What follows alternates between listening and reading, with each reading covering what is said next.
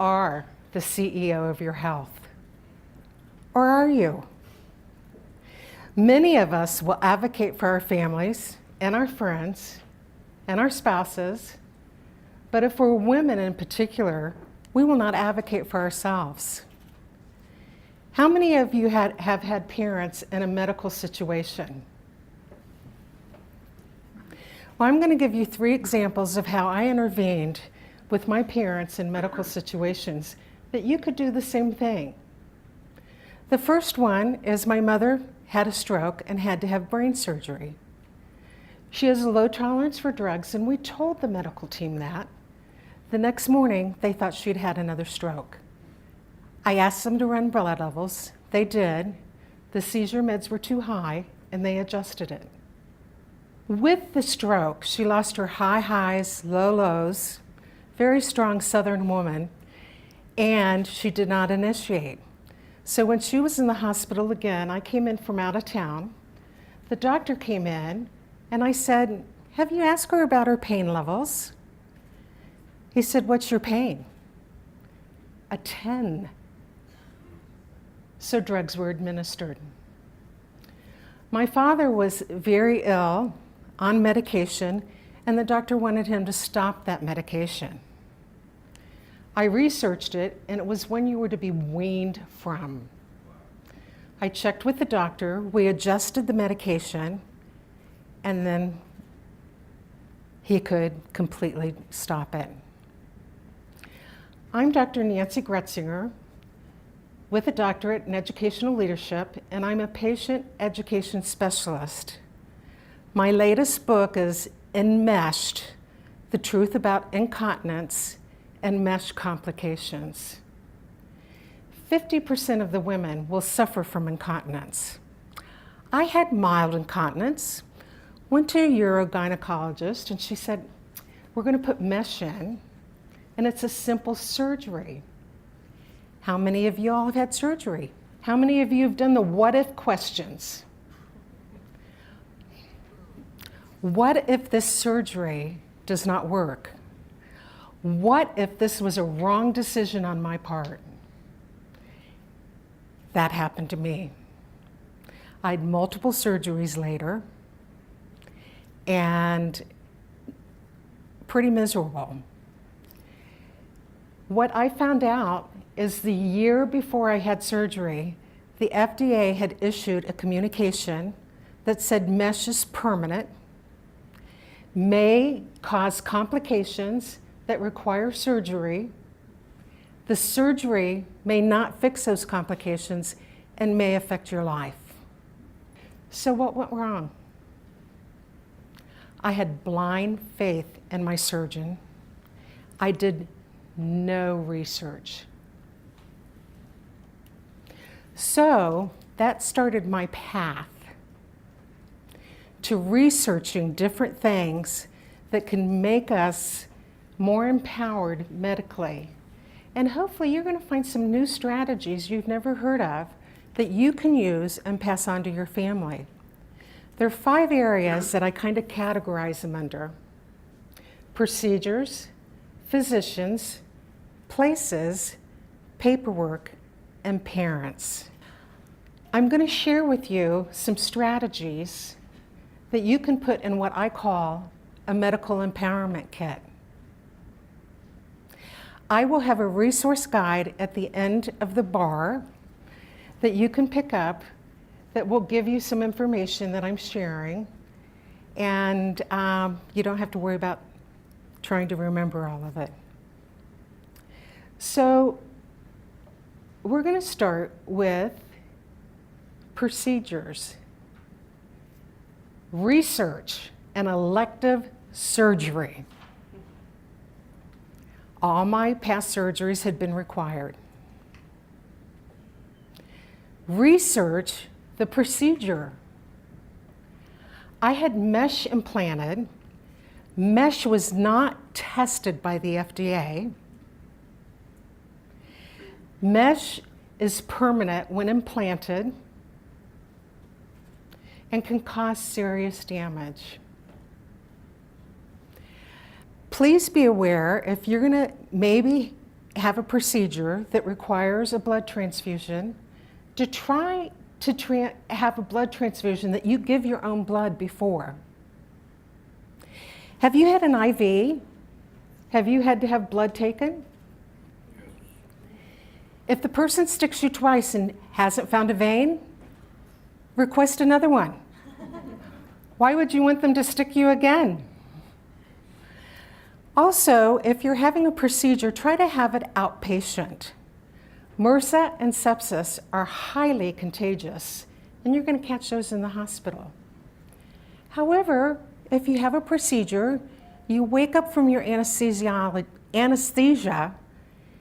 and you don't feel like it's safe to go home, ask for a 23-hour admit. This time is from the time you were admitted. You're observed for 23 hours. At the end of those 23 hours, you go home. You're not billed a day. Wow. We're going to go on to physicians, specialists, and nurses. They're an important part of your team. Research your physician. I researched the original physician I had, and she had mixed reviews. Do you know you can find out if your doctor has received money from a pharmaceutical company? You can go on Dollars for Docs, enter their name, and see if they've received money. Dollars for Docs. But you can just put that in a search engine. If you go on a doctor's visit, make sure you write those questions down. What are your symptoms? What do you want done? What questions do you have? Because how often have you gotten to the doctor's office and you leave and you go, oh, I forgot to ask. So write those responses down, clarify any questions you have, and more importantly, take someone with you. If you're going to some kind of appointment that's pretty heavy duty, you need an extra set of ears. That is important. So I grew up in an era with Dr. Welby and Dr. Kildare on TV. They could cure everything and everybody loved them. What do you do when you have a doctor that you're dissatisfied with? Do you confront them? Or do you just go, okay, whatever, you're the doc? There's a term called carefrontation that you can use to confront your doctor. And the script is on the back of the resource guide. And this is how it looks with different scenarios. I'm going to start with Dr. Jones. Dr. Jones, I've been your patient for a long time. We've been through a lot together. And you know all those surgeries I had for mesh, and I've talked to you about Cipro. Do you have a few minutes? Can I talk with you? Well, sure, Nancy. What's on your mind? Well, I asked you if you'd ever read anything about mesh or Cipro, and you said no. And I felt that that would give you additional information to be able to maybe treat me better. Well, that's a possibility. If I gave you my book, would you read it? Only if you sign it. The next scenario is with Dr. Smith. Dr. Smith, I've been your patient for a while. We have been together. We've been through a lot. I need a few minutes of your time to give you some feedback. Well, okay. Well, you know, I talked to you about mesh and Cipro, and I asked you if you'd read anything about it, and you said no. I need to tell you I felt devalued and had no importance. Well, I can't read about everybody's affliction. I work over 40 hours a week. I'm on call on the weekends. I have a family, and I don't have time. Well, if I gave you my book, would you read it?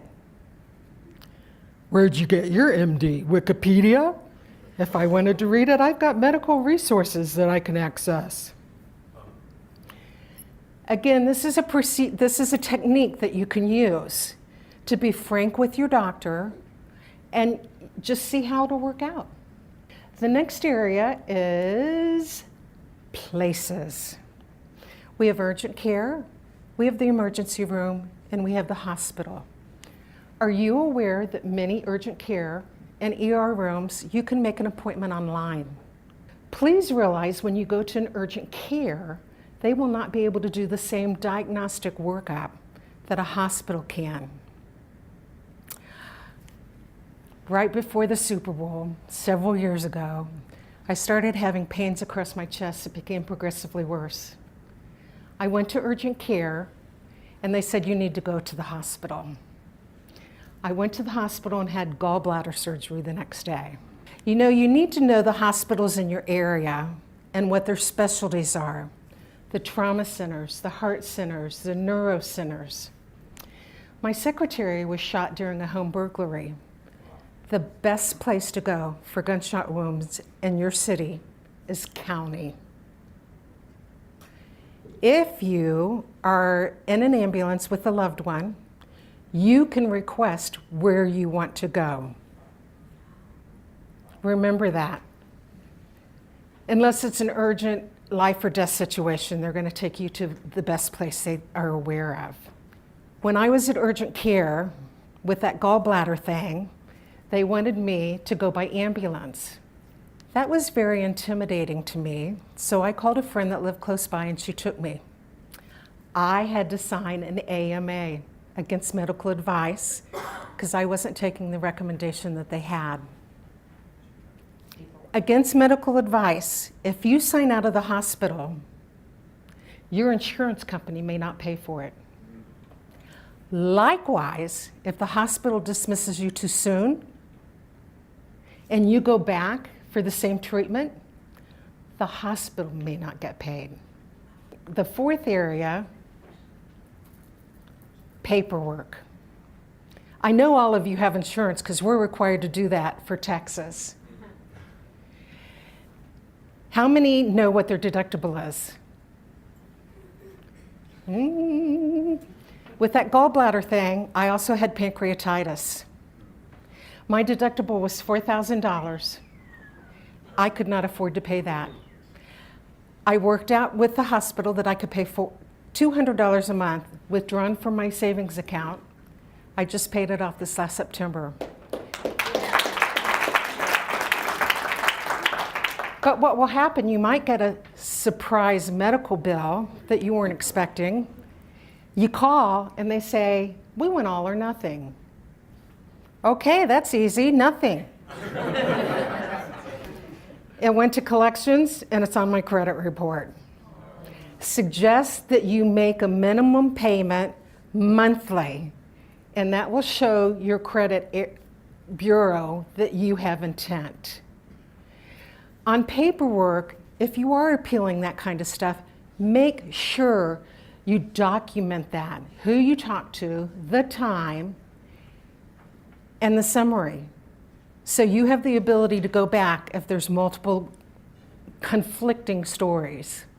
The fire department suggests that you put medication on your refrigerator and in front of your driver's license so you can be treated as soon as possible. How many of y'all need to wear a medical bracelet? Go online and check out what the different conditions are and wear it. The last area is parents. You heard those examples at the beginning. Those medications, if they had not been intervened, could have had some real drastic results. Please go with your parents to appointments. Please go to the hospital and stay all night with them. Now, the hospital does have a patient advocate, but you need to be their advocate too. I've given you multiple strategies and tips and areas, and hopefully you've learned something new that you can pass on. You need to make sure you do your research, do wise and informed decisions, because you are the CEO of your health.